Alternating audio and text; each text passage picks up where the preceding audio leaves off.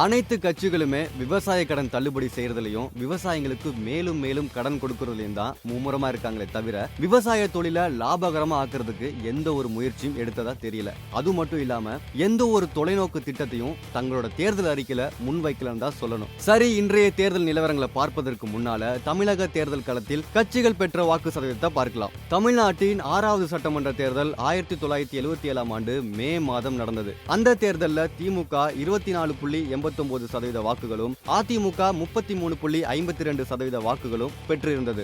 சரி, வாங்க இன்றைய தேர்தல் நிலவரங்களை பார்க்கலாம். ஈரோடு மாவட்டம் பெருந்துறையில் நடைபெற்ற பிரச்சார பொதுக்கூட்டத்தில் தமிழக சட்டப்பேரவைக்கான அதிமுக தேர்தல் அறிக்கையை முதல்வர் ஜெயலலிதா வெளியிட்டிருக்காங்க. அதுல இடம்பெற்றுள்ள முக்கிய அம்சங்கள் என்னன்னா, 2016 இருந்து 2021 வரை ரூபாய் 40,000 பயிர்க்கடனா வழங்கப்படும். காவிரி நடுவர் மன்ற இறுதி தீர்ப்பை முழுவதும் நடைமுறைப்படுத்த நடவடிக்கை எடுக்கப்படும். விவசாயிகளின் அனைத்து கடன்களும் தள்ளுபடி செய்யப்படும். விவசாயிகளுக்கு முழு வட்டி மானியம் தொடர்ந்து வழங்கப்படும். முல்லை பெரியாறு நீர்மட்டம் 152 அடியாக உயர்த்தப்படும். சில்லறை வணிகத்தில் அந்நிய நேரடி முதலீடு அனுமதிக்கப்படாது. அவிநாசி அத்திக்கடவு திட்டம் செயல்படுத்தப்படும். வணிகர் நலன் தொகுப்பு நிதி ரூபாய் 10 கோடியாக உயர்த்தப்படும். மீனவர் நிவாரண தொகை ரூபாய் 5,000 உயர்த்தப்படும். பத்திரப்பதிவு எளிமைப்படுத்தப்படும். மீனவர்களுக்கு தனி வீடு கட்டும் திட்டம் அமல்படுத்தப்படும். உள்நாட்டு மீன் உற்பத்திக்கு அதிக முக்கியத்துவம் கொடுக்கப்படும். மீனவர்களை பழங்குடியினர் பட்டியலில் சேர்க்க நடவடிக்கை எடுக்கப்படும். மீன் பதன பூங்காக்கள் தொடர்ந்து அமைக்கப்படும். ஜல்லிக்கட்டு மீதான தடையை நீக்க நடவடிக்கை எடுக்கப்படும். தமிழகத்தில் ஓடும் ஆறுகளை இணைக்க திட்டம் தீட்டப்படும்.